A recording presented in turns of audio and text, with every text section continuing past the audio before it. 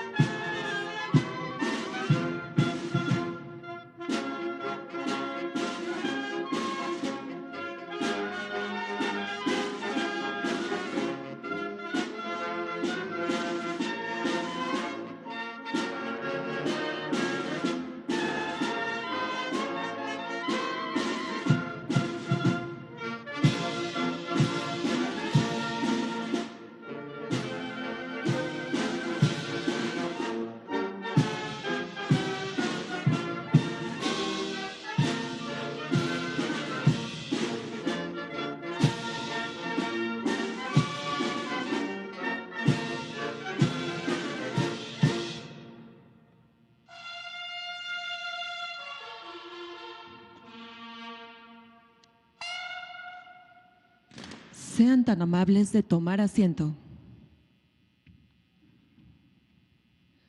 Preside esta ceremonia conmemorativa al 113 aniversario del magnicidio del presidente Francisco I. Madero y el vicepresidente José María Pino Suárez, la Presidenta Constitucional de los Estados Unidos Mexicanos y Comandanta Suprema de las Fuerzas Armadas, doctora Claudia Sheinbaum Pardo.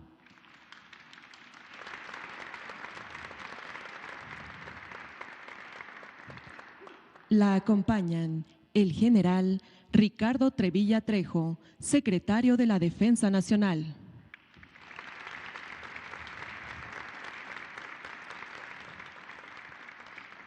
Almirante Raimundo Pedro Morales Ángeles, secretario de Marina.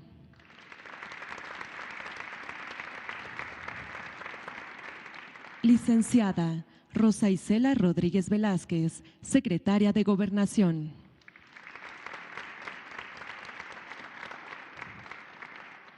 Doctor Felipe Arturo Ávila Espinosa, director del Instituto Nacional de Estudios de las Revoluciones de México.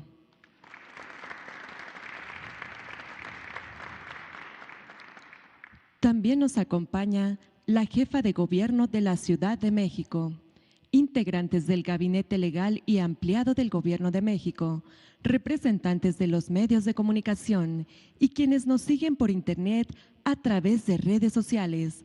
Reciban todas y todos la más cordial bienvenida.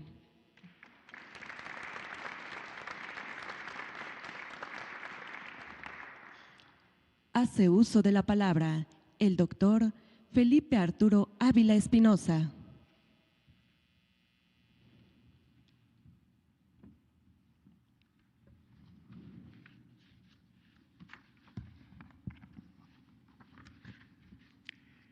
Muy buenos días a todas y a todos. Doctora Claudia Sheinbaum Pardo, Presidenta Constitucional de los Estados Unidos Mexicanos, secretarios de la Defensa, de la Marina, Secretaria de Gobernación, Jefa de Gobierno, integrantes, hombres y mujeres del Gabinete Federal. A 113 años del magnicidio del presidente Madero y el vicepresidente Pino Suárez.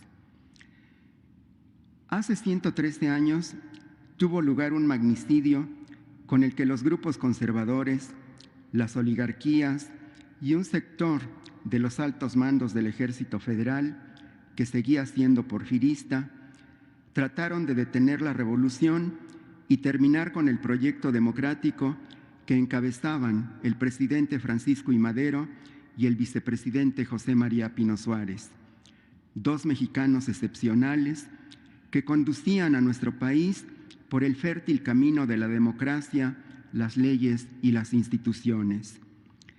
Este proyecto democrático fue interrumpido por una traición en la que participaron los generales Bernardo Reyes, Félix Díaz, Manuel Mondragón, Aureliano Blanquet y Victoriano Huerta, todos ellos jefes militares porfiristas, quienes fueron apoyados por los grandes hacendados, comerciantes y dueños de los principales periódicos.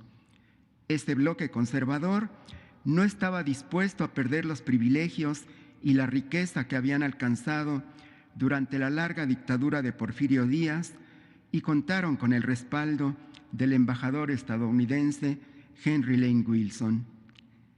Madero, el líder de una revolución popular triunfante, ganó la elección presidencial con el 99.3% de los votos. Era la figura más popular y querida.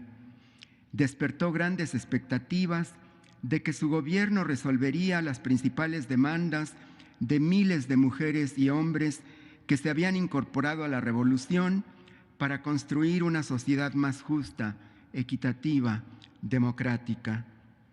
Madero tomó posesión de la presidencia el 6 de noviembre de 1911.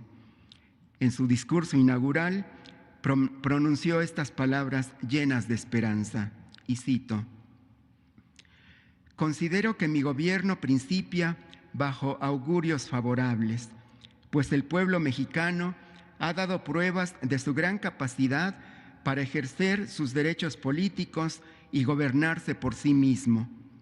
La casi unanimidad de votos con que me ha honrado ese mismo pueblo para el alto puesto de presidente de la República me hace concebir la halagüeña esperanza de que para llevar a cabo la ardua tarea que me ha sido confiada, contaré con las energías de todos los buenos mexicanos, y esto hará que muy pronto la República entre a su vida normal, olvidando los efectos de la crisis y encauzándose de un modo franco y decidido por el camino del progreso dentro de la paz, la libertad y la ley».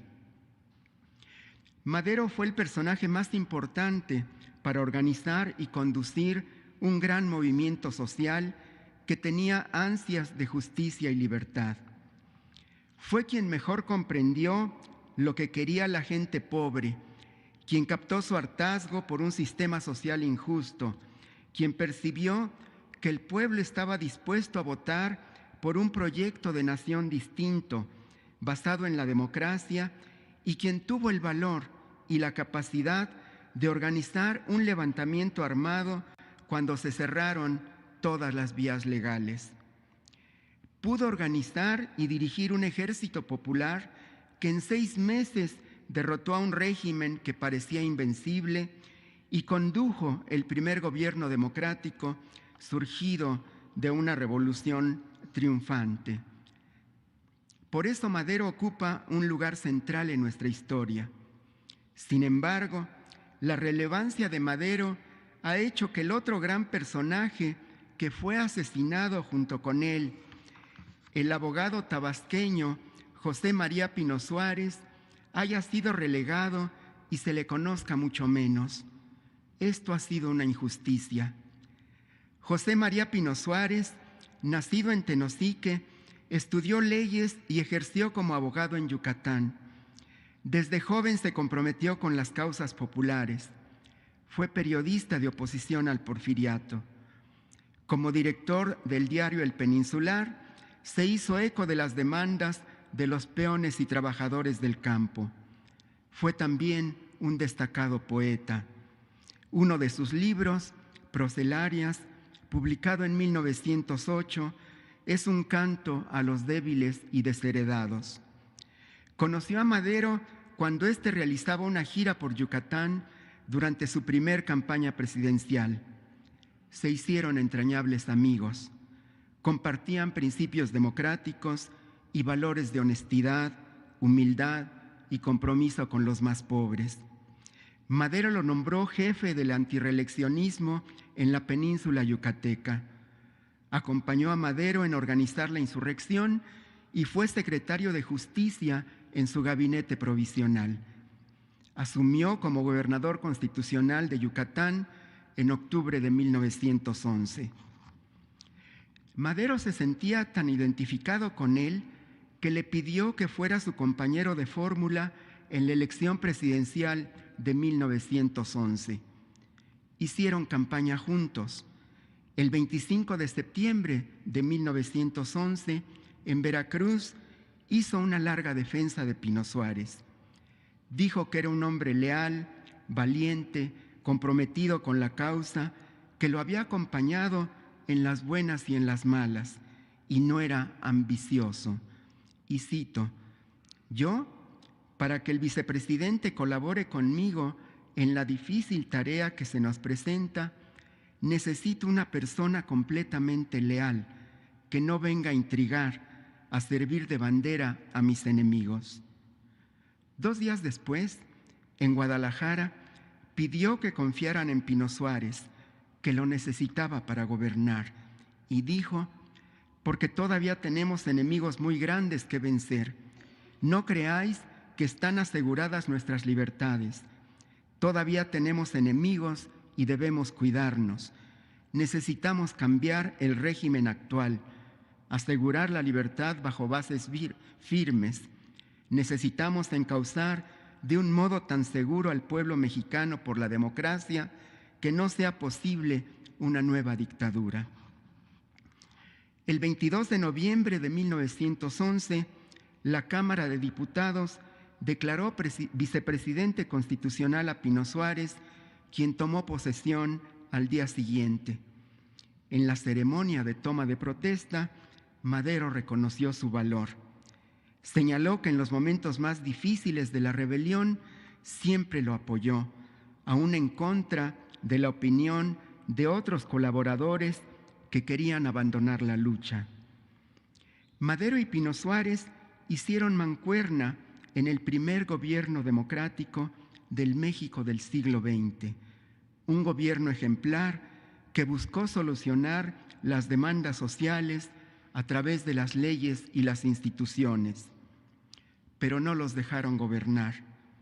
Muy pronto estallaron las rebeliones de generales porfiristas como Bernardo Reyes y Félix Díaz, pero también se rebelaron compañeros suyos impacientes que querían reformas radicales inmediatas, como Emiliano Zapata y Pascual Orozco.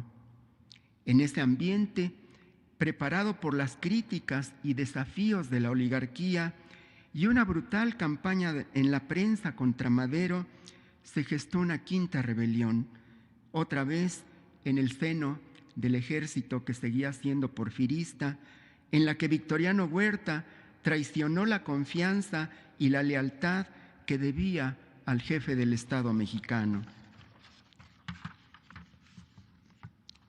El 18 de febrero de 1913, Huerta apresó a Madero y a Pino Suárez y un día después a Felipe Ángeles y ordenó asesinar al hermano de Madero, Gustavo. Huerta sabía que eran las 3 personas más cercanas al líder de la revolución.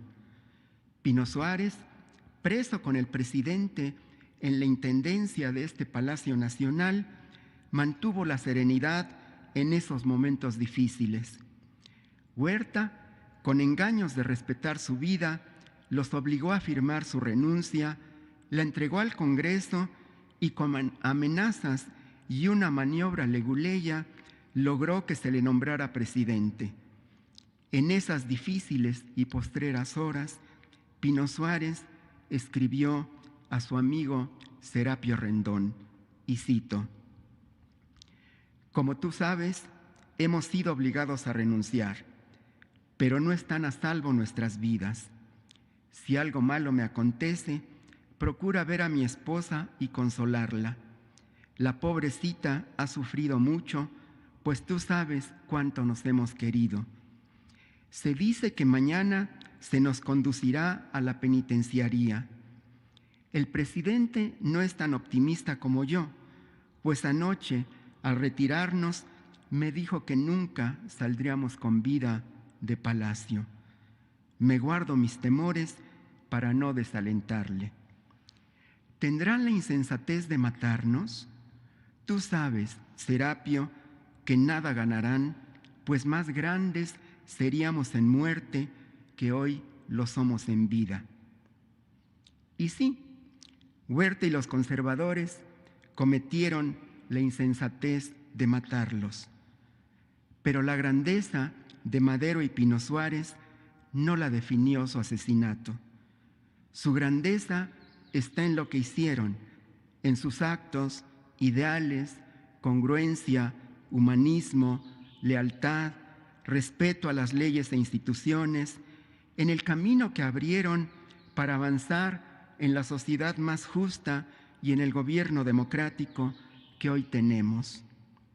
El gobierno de la Cuarta Transformación, con una vocación democrática y humanista, se inspira y reivindica la herencia que nos dejaron Madero y Pino Suárez, a quienes recordamos con cariño, respeto y admiración como forjadores de la patria mexicana.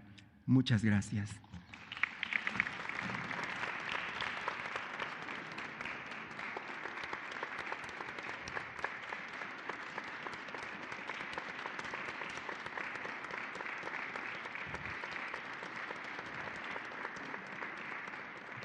Se les invita a permanecer de pie.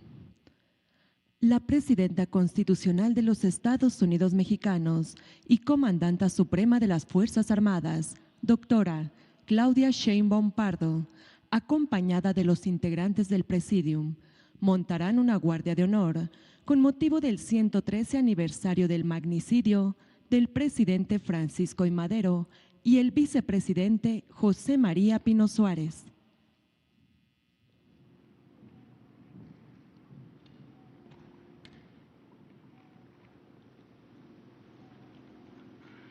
Les pedimos sean tan amables de guardar un minuto de silencio.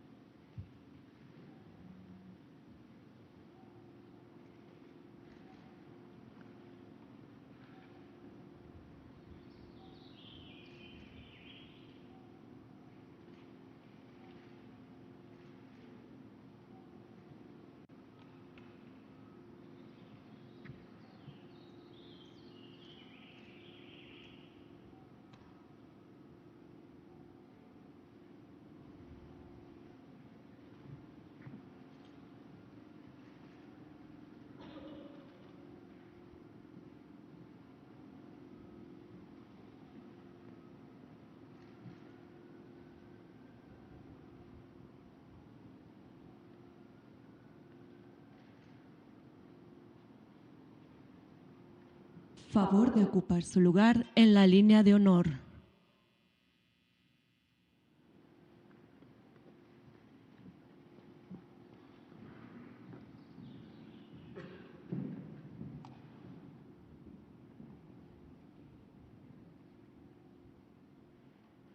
Finaliza esta ceremonia con los honores a la presidenta de los Estados Unidos Mexicanos y comandanta suprema de las Fuerzas Armadas. Se les invita a permanecer de pie para entonar nuestro himno nacional.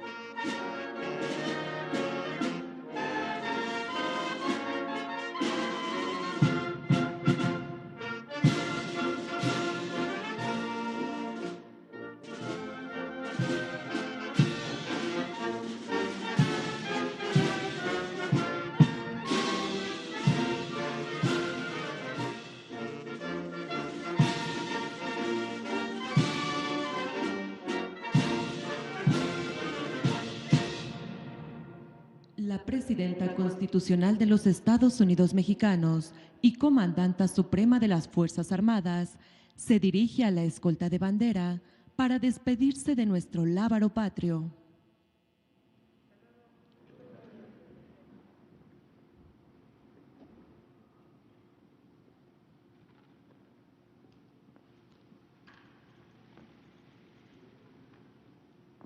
Es así como concluye esta ceremonia.